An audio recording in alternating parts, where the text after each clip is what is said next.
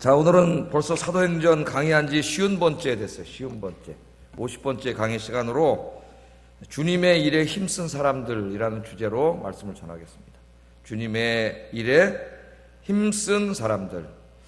여러분, 우리가 이 땅에 태어나가지고 하루하루 살아가는데 하루가 24시간이죠. 하나님께서 아주 공평하게 모든 사람에게 똑같이 24시간을 주셨습니다. 그래서 우리는 이제 하루 단위로 생각하면 24시간 이렇게 살아가는데, 여러분 그 24시간을 살아가면서 여러분 어떤 일에 힘쓰고 있습니까? 요새 여러분 관심을 다 집중시키고 많은 시간을 내가 투자하고 여러분 힘쓰고 있는 일이 뭐예요? 하여튼 누군가는 어떻습니까? 누구든지 하루 동안 뭔가는 해야 될 거 아니에요. 뭔가를 할 거 아닙니까? 그죠? 직장 다니는 분들은 일단 직장에 가셔야 되고, 또 전업주부들은 가사 일들을, 맡겨진 일들을 해야 되고, 또 맡겨진 이런저런 일들을 안 믿는 사람들이 하는 것처럼 우리도 다 해야 되죠. 우리도 먹고 살아야 되니까, 육신의 필요를 채워야 되니까 그런 걸 안 하면 안 됩니다. 다 열심히 우리도 해야 되죠. 네? 또 가끔 여가 시간도 가져야 되죠. 네? 그러나 지나치게 그런 것만 우리가 집중을 하고 관심을 가지면 우리는 하나님의 자녀라고 할 수가 없어요. 지난 주일 아침에 제가 설교했죠. 영생의 말씀이 계시오면 내가 어디로 가오리까? 예? 너무 썩어 없을 육신의 양식만 쫓아다니지 말고 영생하도록 있는 양식을 위해서 열심히 좀 살아봐라. 우리 예수님 이렇게 설교를 하셨어요. 오늘 바로 그런 일에 힘쓴 사람들이 여기 여러 명 나옵니다. 오늘 본문에. 그래서 너무 유명한 분들도 많이 나오기 때문에 간단하게 좀 오늘 한번 스케치해 보면서 이 주님의 일에 힘쓴 사람들의 이 인생이 여러분들의 인생이 되기를 주의 이름으로 축복합니다. 이제 진짜 얼마 안 남으셨잖아요. 그죠? 50년도 채 안 남으신 것 같아요. 대부분이. 물론 더 사실 분도 있겠지만은 제가 저를 생각해 봐도 50년 살겠어요? 아멘. 제가 50년 살면 우리 애들이 몇 살 됩니까? 우리 지한이가 80살이 되는데 장례 치를 힘도 없겠는데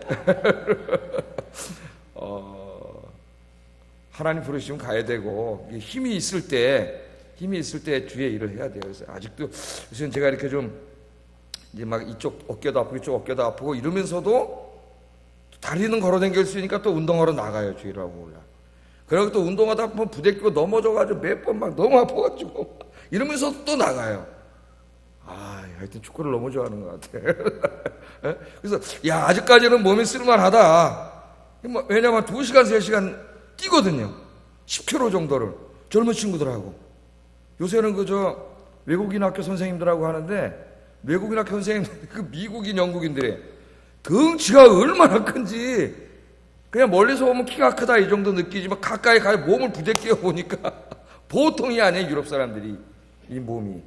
운동을 같이 열심히 하고 있습니다. 그래서 건강을 주셨는데, 그렇다고 내가 건강하다고 영원히 할 수 있는 건 아니고, 하나님께서 이 법정인 연령으로 주신 시간이 있어요. 한 15년 더 건강해가지고, 하나님 나를 목사로 삼아서 교회 담임 목사로 세워주셨는데 하나님을 실망시키면 안 되겠다, 그런 생각을 갖습니다. 하나님의 은혜가 헛되이 되면 안 되겠다. 바울이 그랬죠. 하나님의 은혜가 헛되이 되지 않기 위해서 잘 열심히 일했다고. 하나님께서 여러분에게도 다 계획을 가지고 계세요. 여러분 구원해 주시고 그런 이유가 다 있습니다. 여러분 하나님의 은혜가 헛되이 되지 않게, 여러분 정말 주님을 위해 힘쓰시는 나머지 인생을 정말 좀 더 의미 있는 일, 그죠? 하나님 기뻐하시는 일, 그런 일을 더 많이 하고 힘쓰시는 여러분 되기를 주의 이름으로 축복합니다. 자, 우리 지금 사도행전 15장 공부하고 있는데, 사도행전 15장의 주요 내용이 뭐였죠? 주요 내용이 초대교회에 발생한 이 교리의 문제, 그것도 제일 중요한 구원론의 문제에 있어서 다른 소리가 나오기 시작했어요. 교인들이 혼란에 빠졌습니다. 바울과 실라가 이제 1차 선교를 가가지고 지금의 터키 그 남부지방 중심으로 이제 갈라디아 지역이죠. 복음을 증거하고 돌아와서 안디옥 교회에서 안식년을 취하고 있을 때, 그때 그 안디옥 교회 바울과 바나바가 선교 떠나서 교회를 약간 비워놓은 그 사이에 저 유대 땅에서 있던 사람들, 그러니까 유대인으로서 예수를 믿은 사람들이에요. 이 사람들이 안디옥 교회에 와가지고 성경을 가르치기 시작하는데 바울과 바나바가 가르치는 것과는 전혀 다른 구원론을 가르치는 거죠. 그래서 이 안디옥 교회 혼란이 일어났어요. 바울과 실라는 뭘 가르쳤어요? 오직 주님의 은혜로만 구원받습니다. 그걸 가르쳤죠. 근데 이 사람들이 와서 아닙니다. 예수님을 믿는 것만으로는 부족합니다. 이렇게 주장했어요.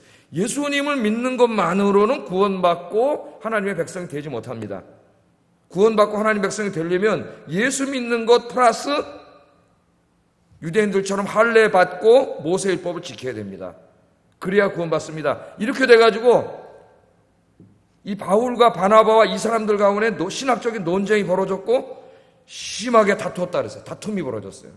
교인들은 혼란이 빠졌습니다. 그리고 아마 이 사람들이 자기들이 거짓말한 것 같아요. 우리는 저 예루살렘 사도들이 보낸 사람들이다.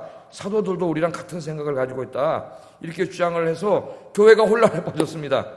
교회가 이 진리 안에 살아가야 돼야 되는데 진리가 두 개가 생겼어요. 뭐가 진리인지 알 수가 없고 구원론이 정확해야지 복음을 정확하게 증거할 수 있잖아요. 나도 정확하게 믿을 뿐만 아니라 그래서 이 안디옥 교회가 지혜를 내가지고 지도자들이 그렇다면은 우리 예루살렘 교회 사도들이 있는 그곳에 대표단을 보내서 사도들의 판단을 받자.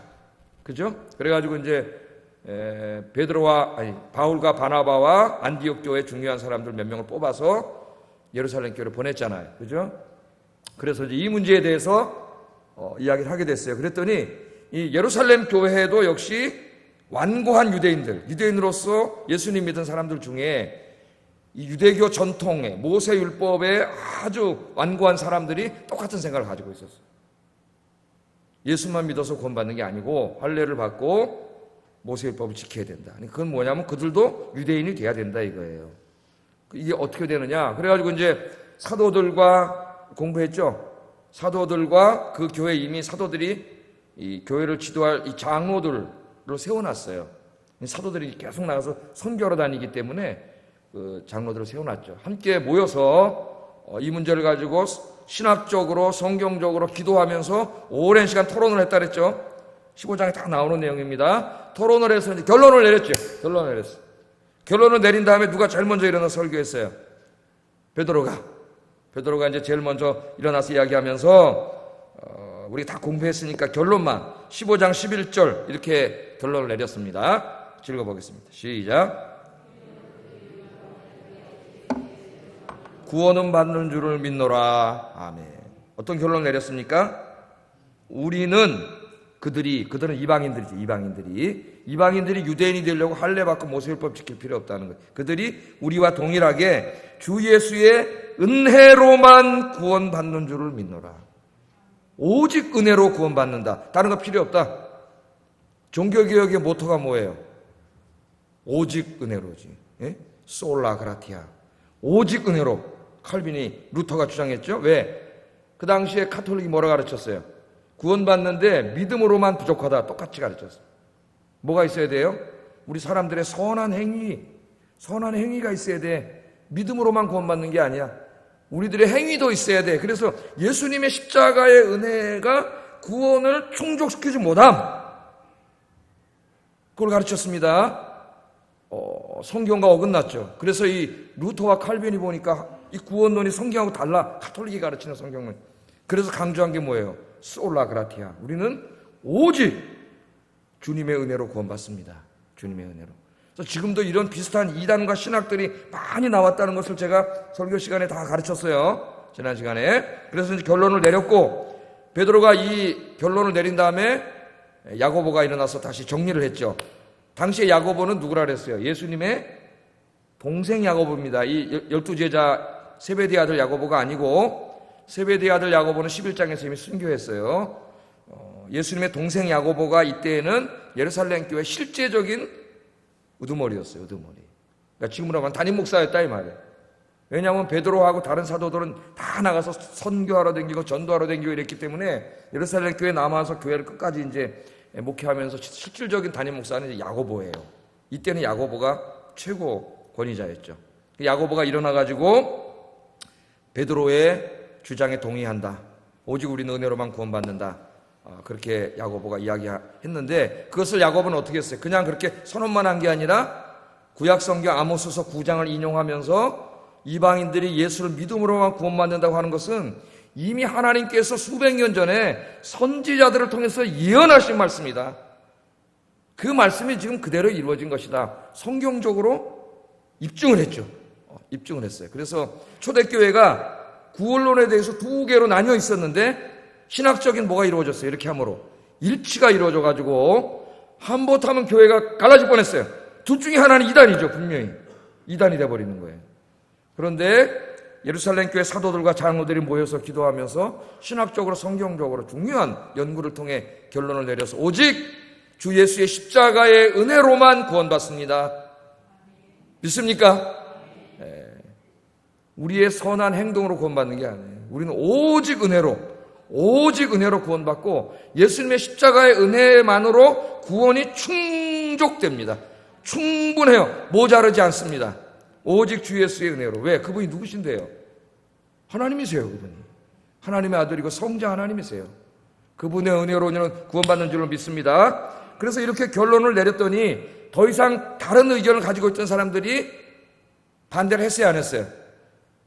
그게 또 훌륭한 점이에요. 오늘 다 이따 살펴볼 건데 더 이상 반대하지 않고 그렇게 강력하게 주장하고 바울과 다퉜던 사람들도 다 자기의 생각과 신학을 내려놨어요. 말씀의 앞에 내려놨고 말씀의 권위 앞에, 사도들의 말씀의 권위 앞에 다 내려놨죠. 이 사람들이 정치적으로 접근했다 그러면 교회가 갈라졌겠죠. 다 내려놔서 교회가 하나 돼. 신학 안에서, 진리 안에서 구원론이 하나 되고 더욱더 선교를 왕성하게 할 수 있는 그런 교회가 됐습니다.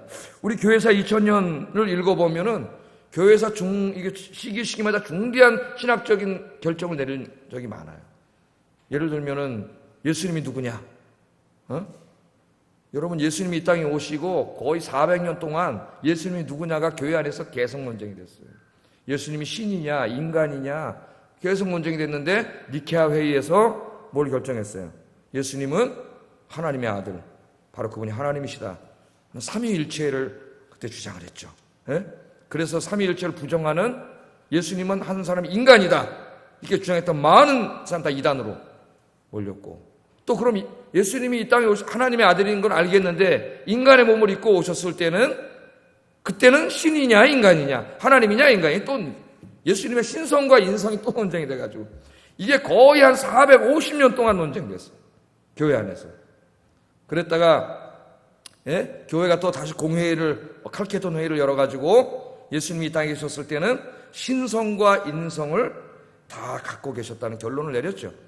우리 그래서 여러분 1:1 선생님들이 가르칠 때 이 중요한 진리를 공부하게 됩니다. 예수님은 이 땅에 오셨을 때 완전한 인간이셨으면서 동시에 완전한 하나님이셨다고 하는 그런 결론을 내려서, 또 그때 네스토리우스라고 하는 이 양성을 반대하는 이런 많은 사람들이 다 이단으로 교회에서 축출됐죠. 그런 중대한 일들이 많이 있었습니다. 하나님의 진리가 왜곡되고 그걸 왜곡하려고 하는 사람들이 생길 때마다 하나님께서 그 당시에 신실한 일꾼들을 하나님 통해서 진리의 말씀을 보존하고 교회를 유니티, 진리 안에서 하나 되게 했어요. 진리가 흐트러지면 교회가 깨지는 거예요. 그럼 사람들은 뭐가 진리인지 알지 못해요. 그리고 하나님의 은혜 가운데 우리는 뭘 가지고 있어요? 공통의 신앙 고백을 가지고 있죠. 공통의 신앙 고백. 주일마다 뭐 외워요? 우리는 믿습니다. 뭘 믿어요? 전능하사 천지를 만드신 하나님 아버지를 믿습니다. 쭉 시작해가지고 우리가 뭘 믿는가 하는 우리의 공통의 신앙 고백을 하나님께서 만들어 주셨어요. 누가 만들었는지 몰라. 기가 막히게 진짜 만들어서 우리가 그걸 어떻게 하고 있어요? 예배 때마다 암송하고 있잖아요. 그 신앙 고백하는 거예요. 뭘 고백하는지 오늘 집에 가셔가지고 여러분 잘 그 찬송가 팀을 한번 읽어보세요. 뭘 고백하는지. 그 신앙 고백을 다 만들었어요. 그래서 이제 다시 본문으로 돌아오면은, 그래서 이제 교회가 이 합의를 내린, 결론을 내린 구원, 오직 은혜로 구원받습니다. 우리 사도들과 예루살렘의 장로들과 우리 교회는, 그 당시 예루살렘 교회는 이제 가장 어머니 교회죠. 거의 최고 권위 있는 교회죠. 우리 교회는 오직 주 예수의 은혜로 구원받는다고 결정했고, 이방인들이 구원받는데 할례 받고 모세율법 지킬 필요 없습니다. 오직 예수 믿음으로 구원받습니다. 그리고 그걸 이제 보내야 되잖아요. 안디옥 교회로 다시. 그래서 그것들을 다 이렇게 이제 썼죠. 누가 그 문장을 다 썼는지는 우리는 알 수가 없습니다.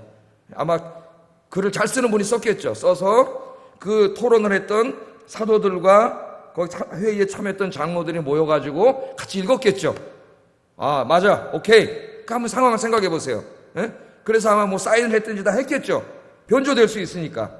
그래서 이제 편지를 딱 만들어가지고 지금같이 무슨 전화 한 통으로 되는 시대가 아닙니다. 누군가 또 대표를 뽑아가지고 이 서신을 가져가서 이 상황을 이야기해주고 읽어줘야 돼. 거기 가서.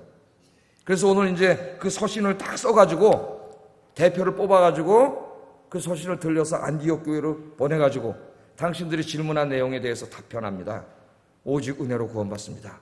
그 이야기를 하는 내용이 오늘 우리가 읽은 이 본문뿐만 아니라 15장 전체의 내용이에요. 전체의 내용. 이것은 교회의 지도자들이 모여서 성경의 진리, 기독교의 진리의 중요한 것을 결정 내리는데 가장 중요한 모범입니다. 모범. 지금은 어떨까요? 지금은. 그 이후로는 어땠을까요? 교회 총회라는 게 모여가지고. 자, 하나님이 통탄을 하셨을 거예요. 통탄. 온갖 정치꾼들만 다 모여가지고 거기 모여서 하나님의 진리의 말씀은 사라지고 지금도 매일 그렇게 하지 않습니까? 10월 달만 되면 참 안타까운 일이죠. 안타까운 일이에요. 자, 그래서 오늘 여기에 이 중요한 구원론을 교회가 확고하게 결정을 하고 앞으로 모든 교회는 이 구원론을 믿어야 된다. 만약에 여기서 다른 얘기를 하면 어떻게 돼요? 이단이에요. 이단. 그거는 이 교회가 파송한 자가 아니에요. 이단이에요. 이단. 다른 얘기를 하면 안 돼. 그 결정을 내렸습니다. 그 결정이 있기 때문에 여러분들이 오직 은혜로 구원받습니다. 여러분이 알게 된 거고 종교개혁도 일어난 거예요. 여러분. 이 진리를 확고히 한 사람들 때문에 이런 노력들 때문에 이루어진 거예요. 여러분이 성경 하나도 이게 그냥 이루어진 게 아닙니다. 여러분. 지금 이 헬라어 성경은 네스랄란트 28판 28판까지 나왔고 계속 개정돼가지고 또 슈투트가르텐 이 히브리어 그 마소라 텍스트도 계속 본문 비평을 해가지고 계속 나오고 있어요. 지금도. 오늘도 여러분 저희 한번 볼까요? 34절에 보면 없음. 그건 뭔 말일까요? 34절에 없음. 이런 게 다 본문 비평을 통해서 나오는 거예요. 왜냐하면 뭐 사도행전이면 사도행전에 대한 사본이 원래 원본은 하나밖에 없었겠죠. 근데 원본은 없어요. 상실돼서 잊어버렸어요. 그 다음부터 이 서기관들이 다 이 붓으로 필사를 했어요. 필사. 썼다고요. 지금도 성경 쓰시는 분들이 있죠. 이걸 써가지고 그렇게 해서 이게 전달되어 온 거예요. 그러다 보니까 인간의 연약함 때문에 약간의 실수들이 있습니다. 뭐 내용이 완전히 바뀌는 건 아닌데 실수들이 약간 있고 첨가한 게 있어요. 그래서 이 사본들이 뭐 한 5,000가지씩 막 이렇게 돼요. 그래서 지금도 이 텍스추얼 크리티시즘이라고 이 본문 비평을 연구하는 학자들이 있습니다. 평생을 바쳐요. 그래서 이것을 가지고 어느 게 원문에 가까운가 확실히도 몰라 아무도. 그래서 그 수천 개 사본을 대조해가지고 그들이 연구하기 위해서 그래도 원문에 최고 가깝게 만들어가는 거예요. 그 여기 보니까 34절을 어떤 원문에는 있는데 보니까 이거는 누가 첨가한 것 같아가지고 학자들이 결론을 해서 34절은 뺐어. 이따 잠깐 제가 시간에 말씀드리겠는데 그런 노력들을 통해서 여러분 이렇게 성경이 만들어지는 거예요. 아무도 안 알아줍니다. 책도 많이 팔리는 책을 써야 돈도 벌고 이름도 올라가지. 이거 저기 저 방구석에 처박혀가지고 깜깜한 방에 불 하나 켜놓고 죽을 때까지 이거 연구 누가 알아줘? 그런 진리를 밝히려는 사람들의 노력이 있어서 우리가 이렇게 성경을 읽을 수 있는 거예요. 지금도 누가 알아주든 말든 진리를 밝히기 위해서. 얼마나 소중한 작업이에요. 원본은 없고 사본은 많은데 어느 게 원본인가. 그거 공부하는 분들 고대 문서를 가지고. 그 여러분들 기도할 때 그런 분들을 위해서 기도해 주세요. 지금도 계속 원문 비평을 하고 있습니다. 원문 비평이라는 건 아직도 이게 완성되지 않았다는 거예요. 더 원문에 가깝게 사본을 이렇게 비평을 찾아내고 있다는 거예요. 그런 진리를 찾아내는 분들이 있어요. 우리가 잘 생각하지 못하는 위해서 기도하시기 바랍니다. 자, 그럼 본문 들어가겠습니다. 자, 오늘 이 일을 위해서 수고한 많은 사람들이 있는데 첫 번째 오늘 성경에 보면은 안디옥 교회의 목회자요 선교자였던 바울과 바나바 같은 사람들 있죠. 바울과 바나바. 오늘 사도들이 편지를 보내면서 바울과 바나바를 굉장히 이렇게 높이 올립니다. 즉 안디옥 교회 어떤 일이 벌어졌어요? 바울과 바나바가 가르친 구원론에 대해서 다른 이야기를 하는 유대인들이 있었고 교회 혼란이 있었잖아. 교회 혼란이 있었다는 것은 바울과 바나바를 따르지 않고 이 유대인들을 따르는 사람도 있었다는 거예요. 그래서 말씀의 이 권위를 세우기 위해서 사도들이 바울과 바나바를 높입니다. 이 편지에 굉장히 높이죠. 그렇죠? 거기서 가르치는 목회자의 영적인 권위가 높여지지 않으면 그건 다 의미가 없는 거예요. 그 다음에 듣지 않죠, 아무도. 여러분, 제가 설교를 아무리 잘해도 제가 여러분에게 영적인 권위가 없으면 아무 의미가 없습니다. 그렇지 않겠어요? 듣지 않아요. 그 사람이 가지고 있는 영적인 권위가 있을 때 그걸 듣는 거예요. 그것이. 그래서 굉장히 중요하죠. 그래서 뭐라고 그럽니까? 오늘 말씀해 보면 26절에 이 두 사람을 사도들이 한껏 높입니다. 읽어보겠습니다. 시작. 생명을 아끼지 아니하는 자인 우리가 사랑하는 바나바와 바울이라 그래요. 예루살렘 교회 사도들이 야고보와 베드로와 사도들과 그 교회 장로들이 뭐라 그러냐면은 우리 주 예수 그리스도의 이름을 위하여 생명을 아끼지 아니하는 자인, 그리고 또 우리가 사랑하는, 우리가 정말 신뢰하고 믿고 존경하고 그런 말이에요. 예루살렘 교회 최고 권위자들이 사랑하는 바나바와 바울이라고 소개를 합니다. 바나바와 바울, 그렇게 소개를 하고 있습니다. 자, 여러분, 우리 바나바와 바울은 이제까지 계속 우리가 공부해 왔어요. 그죠? 바나바는 어떤 사람이에요? 바나바는 이름이에요? 별명이에요? 별명이지, 별명. 바나바는 무슨 뜻이라 그랬어요? 위로하는 자라 그랬잖아요. 위로하는 자. 이분이 얼마나 다른 사람들을 하나님 말씀으로 잘 위로했는지, 바나바가 하나님 말씀으로 위로하면 다 위로를 받았던 것 같아요. 그래서 사람들이 바나바라고 이름을 지어줬어요. 위로자라고. 위로자. 아, 이거 얼마나 영광된 이름입니까? 여러분들 위로자가 되시기 바랍니다. 예? 별명이 저분하고 얘기하면은 큰 위로가 되고 격려가 되고 살아갈 힘이 생기고 치유가 되고 그런 분이 되세요. 말 한마디만 해도, 그죠? 그 말 한마디만 들어도 집사님, 그거 하나만 해도 그냥 가서 한번 안겨보고 싶은, 예? 그런 따뜻한 영적인 권위자가 되어야 되겠죠. 위로자였습니다. 그리고 바나바가 4장에 보면 어떻게 해요? 자기가 이 밭, 땅 이런 재산을 가지고 있었는데 그것들을 어떻게 다 팔아가지고 사도들에게 갖다가 내죠. 교회에다가 전 재산을 다 드립니다. 하나님 앞에 다 드리고 자기는 어떻게 해요? 더 이상 그런 거 연연하지 않고 예수님의 제자가 돼서 복음 들고 복음 전하러 댕기잖아요. 바나바는. 그래서 나중에 어디까지 갔어요? 바로 지금 이 안디옥 교회를 개척한 사람이잖아요. 예? 안디옥에 가서 복음을 전해가지고 교회를 세우고 거기서 하나님 말씀을 가르쳐서 교인들이 많아지니까 자기 혼자 목회할 수 없으니까 누굴 초청했어요?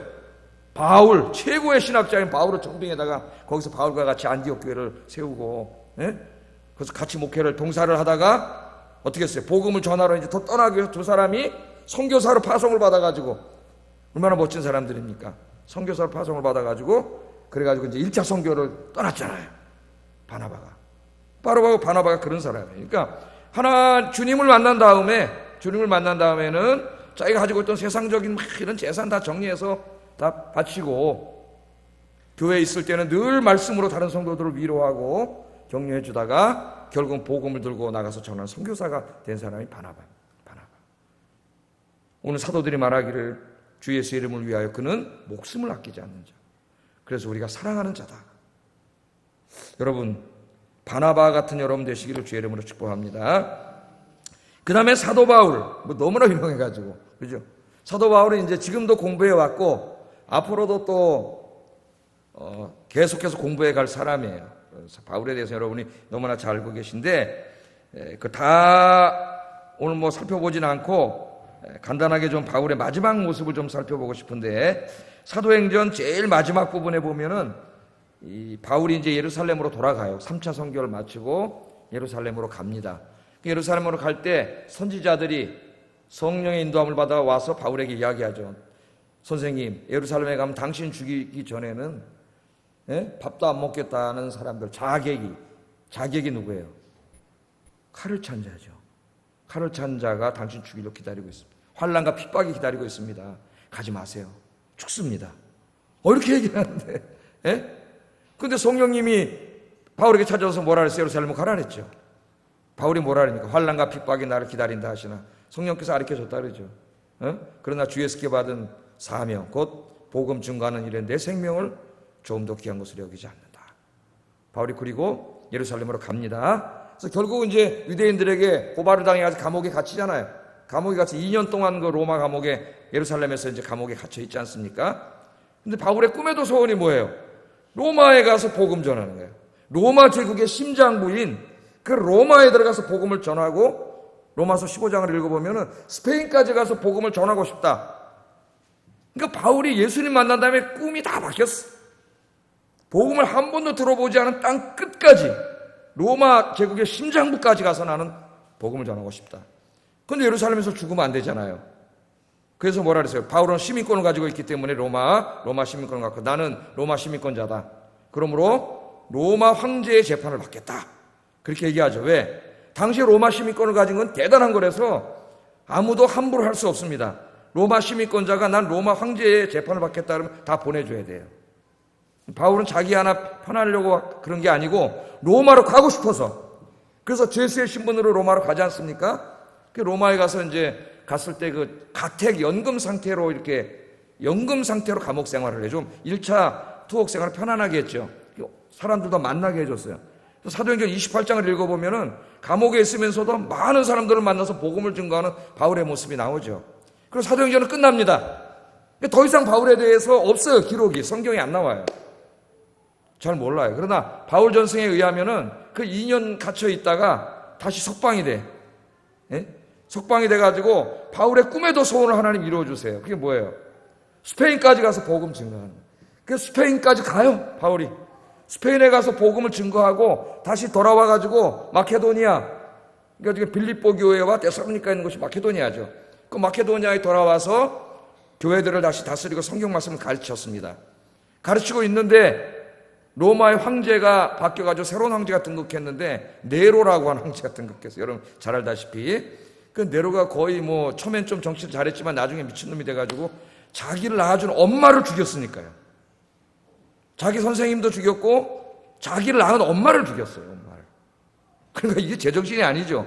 로마에다가 불을 질러버렸어요. 전부 다. 근데 밀란이 일어나려고 그러니까 이걸 갖다 누구에게 뒤집어 씌웠어요? 그리스도인들에게 다 뒤집어 씌웠습니다.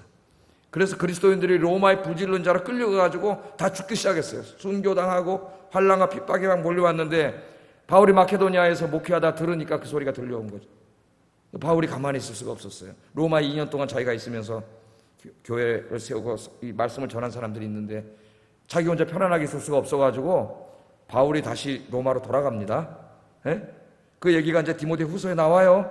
읽어보면은 로마로 다시 돌아가가지고 체포돼서 다시 감옥에 갇혀요. 감옥에 갇히는데 그 감옥은 사도행전에 나오는 그런 편안한 감옥이 아니에요. 로마 변방에 있는 아주 무시무시한 죄수들이 갇히는 감옥이 어디에 있는지도 모르고 찾아가기도 힘든 그런 감옥에 저 깊은 곳에 갇히게 돼요. 바울이. 거기에 갇혀서 마지막으로 이제 순교를 하게 되는데, 사도 바울이 거기에서 갇혀서 마지막으로 쓴 성경이 디모데 후서예요. 디모데 후서. 새벽 기도 때 제가 이제 디모데 후서를 자세히 강해를 했는데, 그 디모데 후서 말씀을 보면은 그 이제 감옥에 가을로 이렇게 가을에서 겨울로 넘어가는 지금 정도 됐을 거예요. 이제 거기 서신을 보면 사장에 춥잖아요. 감옥에 추우니까 디모데에게 편지를 보내면서, 디모데는 그 당시 에베소에서 목회를 하고 있었어요. 네가 이제 에베소 목회는 누구에게 맡기고 너는 속히 와서 나를 도우라. 그렇게 얘기를 하면서 올 때에 어디에 들르면은 내가 놓고 외투가 있다래. 외투. 추우니까 좀 외투 좀 갖다 달래. 외투 좀 갖다 주고, 그 다음에 올 때 가죽으로 된 성경을 좀 한 권 갖다 주라. 바울은 압니다. 거기서 좀 이따 자기가 순교당할 것을. 거기 그 외투와 그걸 갖다 달라는 말이 있어요. 그걸 읽을 때 참 눈물이 납니다. 그 위대한 사도가 마지막에 이제 순교하기 전에 그 열악한 감옥에 갇혀서 마지막 순교하면서 그 추워가지고 외투를 좀 갖다 달라 그래. 외투를 입고 가죽 성경을 읽으려고 거기서. 그래서 거기서 성경을 읽고 감옥에 갇힌 그 흉악범들에게 복음을 전하고 거기서도 끝까지. 그리고 뭘 했어요? 디모데 후서를 쓰죠. 참 대단한 거예요, 여러분. 그러니까 신앙이 아니고는 설명할 수 없습니다. 내가 가끔 여러분에게 이야기하잖아요. 우리 인생의 마지막이 갈 때 단 몇 달이라도 우리는 다 혼자이고 혼자 외롭고 고독한 많은 시간을 혼자 보내야 된다고. 내가 움직일 수 없이 나 혼자 이렇게 있을 때 여러분 신앙이 없으면 그냥 교회만 다닌 거 가지고 안 된다 그랬죠. 다 무너져요. 거기서 여러분 평생 이렇게 주님을 잘 섬기고 기도하고 말씀 묵상하면 그 시간이 외롭고 고독한 시간이 아니라 하나님과 깊이 만나는 시간이고 천국에 대한 소망이 다 이루어지는 시간이고 인격과 신앙이 더 주님 앞에 성숙돼서 주님 만나기 아름다움으로 만들어지는 시간이 되는 거예요. 그게 그날 갑자기 되지 않습니다. 절대로 되지 않아요. 지금부터 잘해야 돼요. 지금부터 기도하고 묵상하면서 그렇게 가요. 바울을 보세요. 그렇게 사역을 탁 하고 마지막에 순교할 거 알지만 기도했더니 어떻게 하나님께서 나를 뭐라 그래요? 천국까지 인도해 주실 줄 믿는다 그래요. 그게 뭡니까? 내가 순교의 자리에 갔을 때 두려워서 주님 부인하지 않고 끝까지 믿음을 지켜서 순교하게 주님이 도와주실 줄 믿는다는 거예요. 그 디모데후서가 그렇게 끝나요. 그 나의 달려갈 길을 마치고 믿음을 지켰으니 이후로는 나에게 의의 면류관이 예비되었으므로 그 마지막에 그러잖아요. 나에게만이 아니라 나의 이 믿음의 길을 간 모든 사람에게 하나님이 주실 것이다. 아멘. 아예 한번 찾아봅시다. 디모데후서 4장 6절 8절.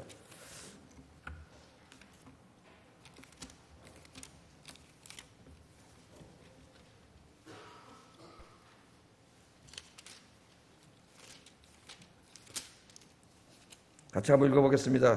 6절에서 8절 시작.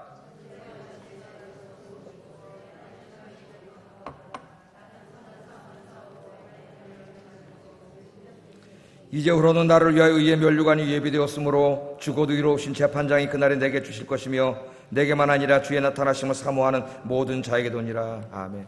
그 열악한 그 험악한 감옥에 갇혀서 죽음을 기다리는 사람이 절망 가운데 있는 게 아니라 뭘 바라보고 있어요. 이제 곧 주님 앞에 갈 텐데 주님이 주실 면류관을 바라보고 있잖아요. 면류관. 그런 믿음을 달라고 기도하세요, 여러분. 그건 하루아침에 이루어지는 믿음이 아니에요. 계속 수십 년을 기도하고 묵상하면서 만들어지는 믿음이지 어느 날 갑자기 생기는 믿음이 아니에요. 내가 늙으면 이제 그렇게 해야지. 천만의 말씀이 되지 않습니다. 믿음이. 지금부터 기도하면서 말씀 묵상하면서 주님께 가까이 돼요. 그래서 여러분 한평생이 뭐 순교는 아무나 하는 게 아니고 순교하라는 무서워가지고 그러니까 저도 뭐 제가 할 수 있을지 모르지만 내가 하는 건 아니죠. 바울처럼 주님을 위한 삶이 되기를 주의 이름으로 축복합니다. 주님 주신 면류관 바라보고 이 땅에서 뭐 사람들에게 영광 누리고 다 쓰잘데기 없는 짓이에요. 그 제일 많이 하는 게 우리 목사들인데 다 우리 목사들이 그런다면은 한심한 인간들이에요. 한심한 인간들. 주님이 십자가에서 죽으시고 위대한 사도 감옥에서 이렇게 순교하는데 뭘 사람들에게 영광을 누리겠다고 내가 무슨 차세대 목사고 우리나라 최고 목사 미친놈들이에요. 미친놈. 주님의 길을 걸어가야 돼요. 주님의 길을. 자, 그 다음에 누가 나와요? 또 유명한 사람 계속 나오네. 베드로와 야고보. 난 베드로를 볼 때 바울도 마찬가지지만은 바울도 항상 죄책감이 있었어요. 주님 앞에. 죄송한 마음. 이게 뭐예요? 하나님의 교회를 박해했잖아요. 그래서 나는 사도라 칭함을 받기에 부족한 자라고 이야기. 늘 주님께 굉장히 미안한 마음이 있었던 사람 바울이에요. 자기가 예수 믿기 전에 교회를 박해했기 때문에. 지은 죄가 많았기 때문에. 근데 베드로도 마찬가지일 거예요. 베드로도 평생 동안 지은 죄가 많아. 어떻게 했어요? 그 여종 앞에서 예수님 모른다고 그냥 부인한 게 아니라 욕하고 저주했다 그랬어요. 생각을 해보세요. 예수님을 욕하고 저주를 하면서 모른다고. 그러니까 베드로는 평생 동안 그 죄송한 마음을 항상 가지고 살았을 거예요. 그래서 베드로 뭐 우리가 많이 공부해서 잘 알기 때문에 자세히 하지 않겠습니다만은 우리 사도행전에서 공부했죠. 계속 예루살렘 유대 지역을 다 돌아다니면서 복음을 증거하고 나중에는 이제 로마까지 가서 복음을 전해요. 로마에 가서. 베드로도 로마 심장부에 가서 복음을 전하다가 붙잡혀서 이제 순교를 당하지 않습니까? 여러분 이제 이거는 코바디스라고 하는 영화에서도 나오죠. 한번 여러분 저 코바디스라는 영화 어떻게 뒤에서 한번 보세요. 마지막에 그 로마 핍박이 일어나니까 베드로가 피하려고 이렇게 나가는데 로마를 다 빠져나갔는데 갑자기 누가 찾아오세요? 부활하신 주님이 딱 찾아오세요. 로마로 걸어가니까 베드로 깜짝 놀랐어. 코바디스 도미네. 그 유명한 말이잖아요. 주님 어디로 가십니까? 베드로야, 네가 내 성도를 버리면 내가 다시 로마에 가서 십자가에 죽겠다 그랬더니 베드로가 성경에 안 나와요. 그냥 전승에 나오는 얘기입니다. 영화에 나오는 얘기예요. 그래서 다시 어떻게 해요? 로마로 가가지고 순교를 하는데 주님은 십자가에서 그냥 돌아가셨는데 내가 어떻게 주님과 똑같이 죽을 수 있느냐, 나 같은 죄인이. 나를 십자가에 거꾸로 달아라. 그래서 기독교 전승에 의하면은 베드로는 십자가에 거꾸로 달려 죽었어요. 거꾸로 달려 순교했습니다. 하나님 앞에 가면 상이 크겠죠. 순교자들의 영혼이 요한계시록 7장에 보면은 6장이죠. 순교자들의 영혼이 하나님의 제단 가장 가까운 곳에 거기 있다 그랬죠. 그렇게 베드로는 자기 인생을 드렸습니다. 또 우리 야고보는 지난 시간에 자세히 공부했죠. 예수님의 동생이라 그러면서 제가 자세히 공부했는데 처음으로는 예수님을 믿지 않았지만은 부활하신 예수님을 만난 후에 예수님의 제자가 됐다 그랬습니다. 그래서 누구보다도 열심히 사역을 했고 예루살렘의 사도들이 다 선교하러 나가는 바람에 이제 거기에 실질적인 담임 목회자가 돼가지고 예루살렘 교회를 잘 섬겼죠. 오늘 이 일도 잘 감당을 했고 그렇게 섬기다가 결국에는 AD 62년에 대제사장 안나스에 의해서 율법 파괴자로 지목되어 사내들인 공회에 끌려가게 되고 결국 돌에 맞아서 순교했습니다. 돌에 맞아서. 여기 지금 주님의 제자들과 사람들이 다 어떻게 했어요? 다 순교했어요, 여러분. 다 순교를 했습니다. 자, 그 다음에 또 한번 살펴볼 사람들은 이제 좀 우리랑 비슷한 사람들이에요. 예루살렘 교회의 장로님들, 예루살렘 교회 장로들입니다. 사도들이 뽑아놨어요. 교회를 섬기도록. 자, 구원론 문제가 발생해가지고 교회가 분열될 위기에 처했을 때 예루살렘 교회 장로들이 사도들과 함께 모여서 이 문제를 해결하는 데 헌신했다고 15장에 나와요. 같이 나옵니다. 항상 사도들과 장로들 이렇게 나와요. 그래서 이 장로들은 사도들과 협력하여 오직 주 예수의 은혜로 구원받는다는 성경적 구원론을 확립하는 데 절대적인 역할을 했어요. 절대적인 역할을 했어요. 그렇게 함으로 교회가 분열되지 않고 진리 안에서 하나 되게 하는 일을 했습니다. 하나 되게 하는 것이에요. 장로들 중 아무도 이 구원론 문제에 대하여 정치적으로 접근하지 않았습니다. 보통 정치적으로 접근하잖아요. 저 사람들이 저런 주장을 하는데 우리 편인데 나랑 친한데 이쪽을 도와줘야지. 이러다가 우리 노회가 이렇게 지금 싸워갖고 지금 이러고 있는 거예요. 뭐가 하나님 앞에 옳은 것이냐를 생각했다면 이런 일이 벌어지지 않겠죠. 목사들이. 네 편이야 내 편이야 해가지고 패거리 나눠서 싸우니까 맨날 이 모양이 되는 거예요. 그런 일이죠. 그래서 그 진리의 말씀, 무엇이 하나님의 말씀에 맞는가? 여러분, 우리가 부족하지만 다 그것을 고민한다면은 진리 안에서 하나가 될 수 있어요. 무엇이 하나님의 진리인가? 무엇이 성경이 이야기하는 것인가? 그것을 여러분 관심을 가지세요. 그것을. 오늘 여기 나오신 이 장로들이 다 그런 일을 해서 교회를 진리 안에서 하나 되게 하고 강건하게 만드는 일을 했습니다. 이분들의 헌신이 아니었다면 교회는 아마 1세기에 갈라져가지고 선교고 뭐고 지금 기독교가 이런 모습으로 나오지 않았을 거예요. 아마 하나님 앞에 큰 상을 받았을 겁니다. 하나님 앞에 지금 천국에서 제 설교 듣고 있을 거예요. 아마 고개를 끄덕끄덕 그러면서 아이고 차 목사님 우리 칭찬해 주시네. 그리고 설교를 듣고 있을 거예요. 여러분들 그런 훌륭한 직분자들이 되기를 주의 이름으로 축복합니다. 그 다음에 누가 나오냐면은 이 편지를 들고 안디옥 교회로 가는데 대표로 뽑힌 두 분이에요. 누구예요? 유다와 실라. 그죠? 유다와 실라라고 하는 두 사람인데 이 두 사람은 예루살렘 교회의 장로님들입니다. 그러니까 이 신학적 토론에 참여했던 분들이에요.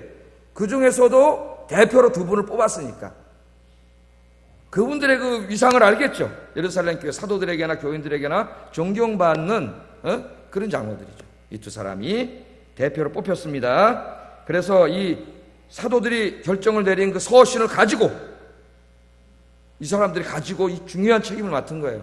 안디옥 교회까지 가는 거죠. 가서 이 모든 상황에 대해서 대변인으로서 이야기를 해주고 이 서신을 전달해 주는 역할을 감당한 아주 중요한 사람들이에요. 이 두 사람이 22절 한번 읽어보겠습니다. 22절 시작.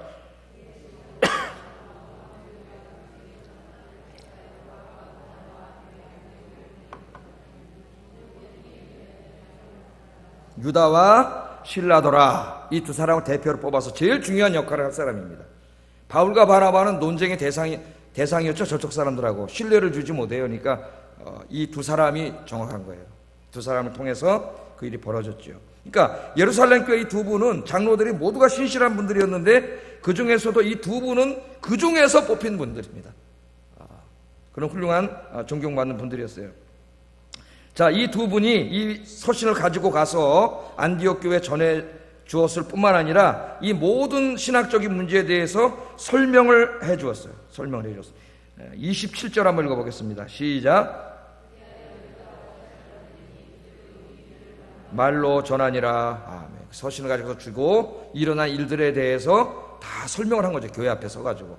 그런 상황을 한번 생각해 보세요. 여러분 교회에 지금 논쟁이 있었습니다. 그러나 우리 예루살렘 교회 사도들과 우리 장로들이 모여서 성경적으로 결론을 내렸습니다. 이 편지에 있습니다. 그리고 대표 나와서 읽었을 거예요. 뭐 돌아가면서 읽지 않고 대표가 읽었겠고, 이게 어떻게 결정됐는가를 이 두 분이 서서 이제 쫙 교회를 설명하는 거죠. 중요한 일을 한 거예요. 이 일을 잘 감당했습니다. 이 일을 말로 전했다, 그렇게 이야기합니다. 뿐만 아니라 이 두 분은 32절 읽어보겠습니다. 32절 시작. 예, 유다와 실라가 누구예요? 또 예루살렘 교회 장로님들인데 뭐라 그래요? 선지자라 그래.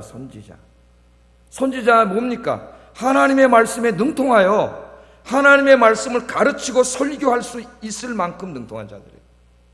그러니까 이제 신약 성경에 나오는 장로들은 지금의 거의 목회자들입니다. 목회자들. 그 당시에 목회자 따로 없었기 때문에 목회자들이에요. 지금으로 보면 목회자들이에요. 그래서 그 당시에 그 사도들이 있었음에도 불구하고 선지자들이라고 한 것은 성경 말씀에 능통하여 그 말씀을 가르치고 설교할 수 있는 능력을 가진 분들이라는 이 두 분이. 예? 그래서 어떻게 했다고요? 여러 말로, 하나님의 말씀 여러 말씀으로 예루살렘 교회 형제들을 어떻게 했다고요? 권면을 했어요. 그 말씀을 가르치고 말씀으로 위로 권면을 해서 그 안디옥 교회 성도들을 어떻게 했다고? 믿음을 성경 말씀 그대로 어떻게 했어요? 굳게 했다면 더 굳게, 흔들리지 않게, 다시는 흔들리지 않게 굳게 하는 이런 사명을 감당했습니다. 그리고 우리 교회도 이제 말씀을 가르치는 선생님들이 계시고 1대1 선생님들 계시고 구역장님들 계시고, 여러분 가르치고자 하는 꿈을 가지세요. 꿈을. 예? 주의 말씀을 여러분 잘 배워서 말씀을 가르치는 꿈을 갖고 여러분 주님 앞에 갈 때까지 많은 사람들을 말씀으로 위로하고 격려하고 믿음이 흔들리는 사람을 믿음으로 굳게 세우는 여러분 되길 주의 이름으로 축복합니다. 우리 장로님들이, 우리 권사님들이, 안수 집사님들이, 구역장님들이, 1대1 교사들이 그런 일을 하는 거죠. 구역 안에 믿음이 흔들리는 사람이 있잖아요. 약한 사람이. 그때 여러분 누가 해야 돼요? 구역장님 혹은 교구장 장로님이 하셔야죠. 같이 식사라도 같이 하면서 주의 말씀으로, 말씀으로 굳건히 세워야지. 위로하고 격려하는 그런 분들이 많이 일어나기를 주의 이름으로 축복합니다. 그 다음에는 오늘 주제가 이거기 때문에 계속 얘기하는 거예요. 제가 주님을 위해 힘쓴 사람들이죠. 안디옥 교회에 신실한 성도들이 나와요. 또 안디옥 교회 신실한 성도들. 35절 읽어보겠습니다. 시작.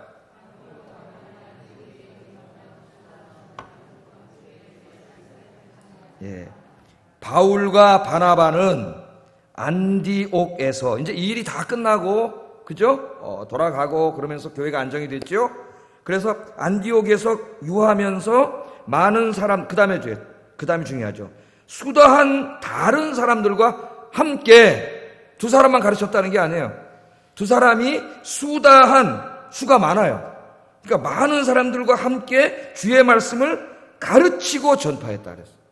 그럼 여러분이 안디옥 교회 안에는 바울과 바나바와 함께 하나님의 말씀을 가르칠 수 있는 사람이 수다했다는 거예요. 많았다는 겁니다. 이게 이 안디옥 교회의 파워예요. 파워. 그러니까 안디옥 교회가 부흥하면서도 강력할 수 있었던 것은 그 성도님들 중에 주의 말씀에 능통하여서 그 말씀으로 성도를 가르치고 권면하는 사람들이 많았다는 거예요. 우리 교회도 더 많은 교사들이 일어나기를 주의 이름으로 축복합니다. 그런 꿈을 갖고, 그리고 또 어떻게 했어요? 가르치기만 한 게 아니라 교회 바깥에 나가서는 하나님의 말씀을 열심히 전파했다. 전파했어요. 그래서 안디옥 교회가 더욱더 왕성하게 일어났습니다. 예루살렘 교회도 왕성하게 일어나고 안디옥 교회도 왕성하게 일어나고, 이런 역사가 우리 교회에 일어나기를 주의 이름으로 축복합니다. 그 다음에 조금 다른 관점에서 제가 또 한 부류의 사람들도 얘기하고 싶어요. 그 사람들은 누구냐면은 말씀과 사도들의 말씀의 권위 앞에 자기의 주장을 내려놓고 순종한 사람들. 난 이 사람들 훌륭한 사람들이라고 봐요. 맨 처음엔 어떻게 했어요?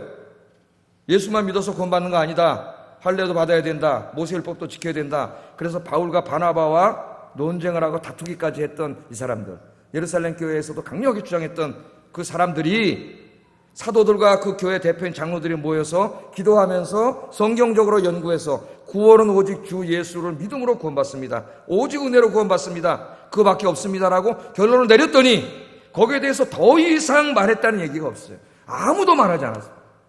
쉬운 일이 아닙니다, 여러분. 절대 굽히지 않습니다. 우리가 보잖아요. 말씀 앞에, 말씀의 권위 앞에 모든 것을 내려놨어요.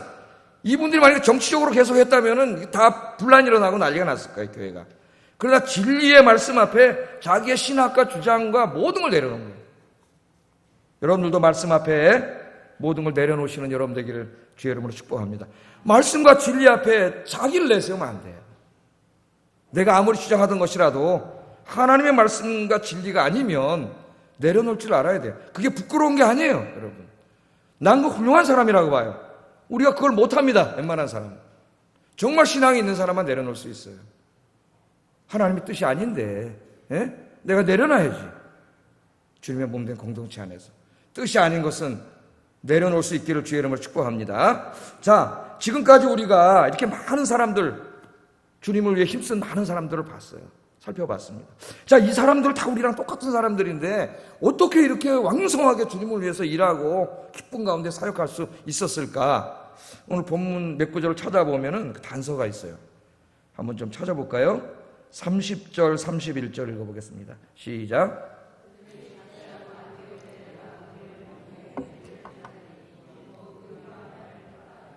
이 말씀 무슨 말씀이에요? 예루살렘 교회가 결론을 내린 편지를 가지고 이제 갖고 왔죠. 그래서 그 편지를 전해주고 누가 대표가 편지를 나와서 읽었죠. 오직 주 예수의 은혜로만 구원받습니다. 그 내용들을 이제 쭉 편지를 읽었더니 그 말씀을 위로의 말씀으로 받았어요. 받고 어떻게 했다고요? 기뻐했다 그랬습니다. 그러니까 우리가 이거를 보면은 안디옥 교회 성도들의 신앙생활의 그 습성을 우리가 보죠. 그게 뭡니까? 하나님의 말씀을 듣는 일에 열심이고 그 하나님의 말씀의 은혜를 받고 말씀의 은혜를 받아서 그 말씀의 기쁨, 은혜의 기쁨이 항상 있는 게 이게 습관이 된 사람들이에요. 말씀이 선포되는 것이 항상 모이고 그 말씀이 선포되는 걸 듣고 말씀으로 위로받고 은혜받고 기쁨이 넘치고, 여러분 그게 은혜 생활이잖아요. 오늘 그런 단면을 우리에게 보여줘요. 안디옥 교회 그런 습관이 들은 교회입니다. 잘 보세요. 32절도 한번 읽어보겠습니다. 시작.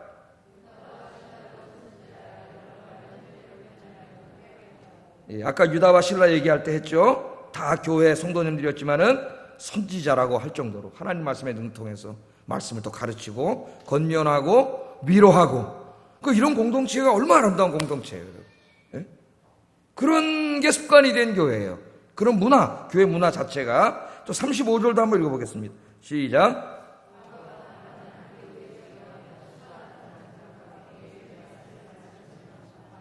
아까 제가 강조했죠. 수다한 다른 많은 사람들, 바울과 바나바뿐만 아니라 많은 성도들이, 말씀의 은혜를 받은 많은 성도들이 서로 위로하고 격려하고 가르치고, 여러분 그런 교회였다는 거예요. 그렇게 신앙생활을 하고 있었어요.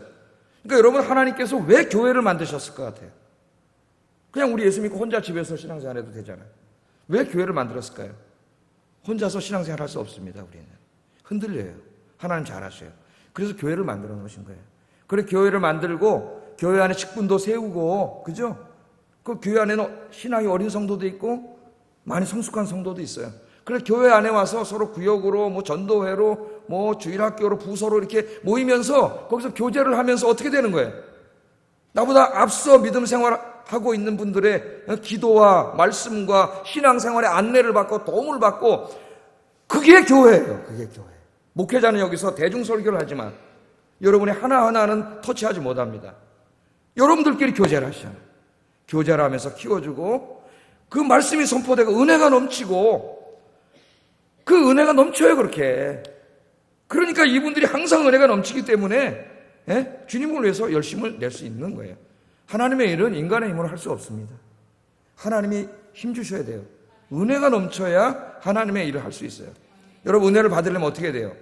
은혜가 있는 곳에 나와야 돼요. 은혜의 자리에 나와야 돼요. 말씀이 선포되는 곳에, 기도하는 곳에, 예비하는 곳에, 찬양하는 곳에 자꾸 나와야 합니다. 그래야 은혜를 받아요. 하나님의 은혜. 그래야 내가 항상 은혜 충만한 사람이 될 수 있어요.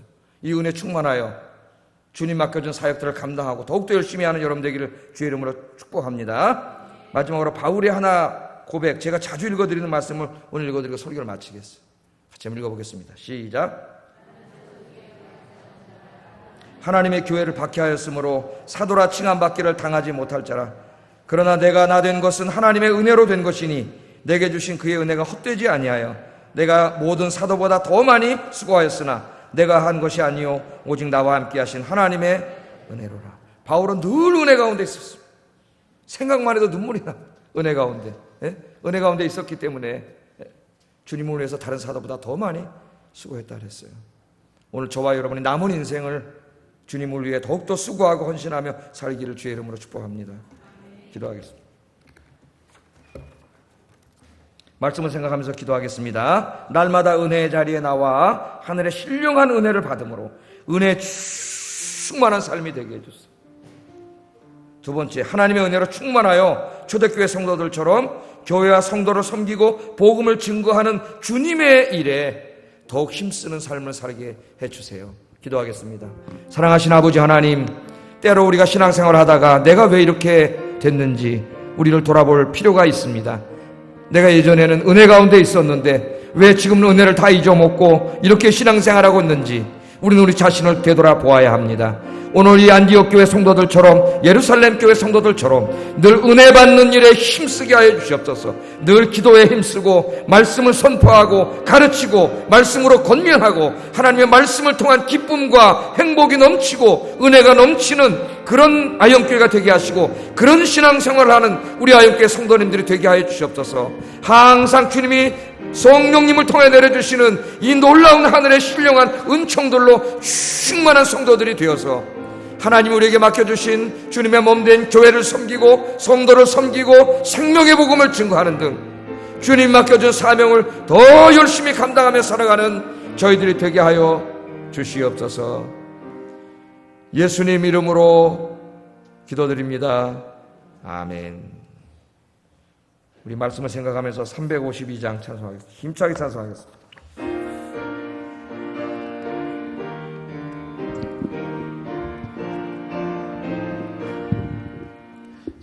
십자가 군명느라 주위에 일어나 기들고 앞서 나가 담대히 싸우라. 주께서 승전하고 영광을 얻도록 그 군대고 느리사 이기게 하신 십자가 군병들아 주 위에 일어나 그나팔 소리 듣고 곧 나가 싸우라.